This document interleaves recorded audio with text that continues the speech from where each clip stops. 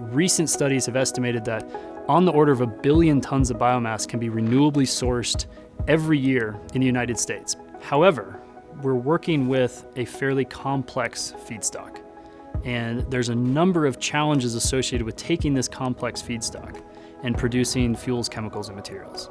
And in that space of those challenges, there's a number of catalytic approaches, and we've developed, through the support of the Department of Energy and the Bioenergy Technologies Office, the Chemical Catalysis for Bioenergy Consortium. For short, we call that ChemCatBio. ChemCatBio is made up of 8 different national laboratories, and that consortium is dedicated solely to identifying and overcoming these catalysis challenges for the conversion of biomass and waste carbon streams into fuels, materials, and chemicals. The central piece to ChemCatBio is accelerating the catalyst and process development cycle. And important to that is bringing together both foundational science and applied engineering. And at that interface exists the primary component, and the starting point of this is performance evaluation. Within our catalyst testing laboratories, we have systems that focus specifically on using model compounds or simple mixtures of reactants. And this allows us to understand the reactivity of catalysts at the molecular level. I use computational modeling combined with experimental reaction kinetics and catalyst characterization data.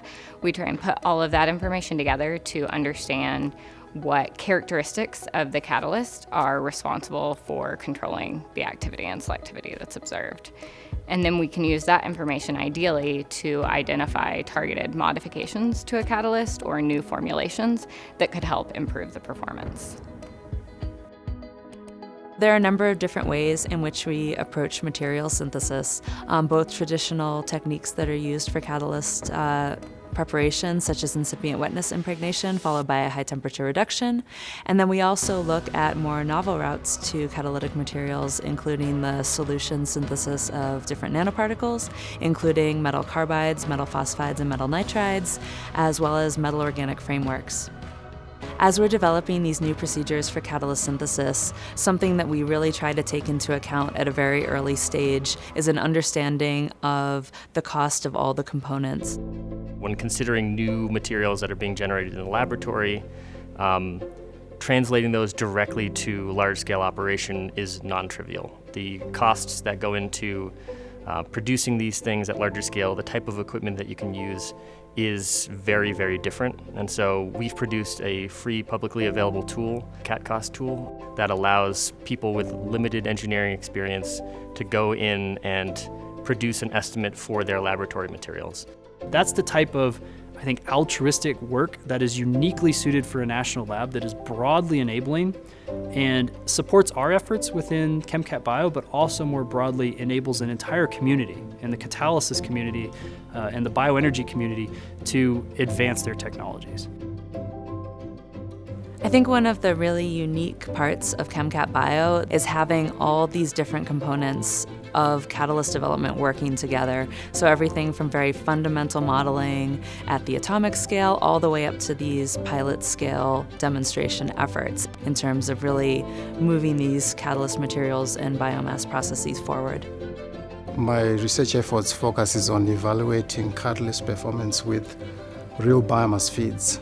So we conduct experiments at multiple reactor scales, ranging from micro scale to industrially relevant bench scale, and then finally to pilot scale systems. So we are trying to provide feedback on catalyst performance early on in the development cycle of catalysts. And we are also able to run experiments using biopolymers so that we can make connections with functional groups that we see in those biopolymers with our model compound team. What we're trying to do with ChemCatBio is both advance and accelerate the adoption of bioenergy technologies into the marketplace. And our piece of that is overcoming these catalysis challenges and providing the tools and the capabilities and the expertise to accelerate the catalyst and process development cycle. And I think that's really what drives us every day, day in and day out, is associated with how do we get more renewable carbon and waste carbon streams converted into products that can be used in our economy today to accelerate economic growth in the United States and to leverage domestic resources that we have that can be potentially abundantly sourced in the next 10 to 15 years. That's a great opportunity. We need the technology to come along beside that. It needs to be developed at the same rate in order to make that happen.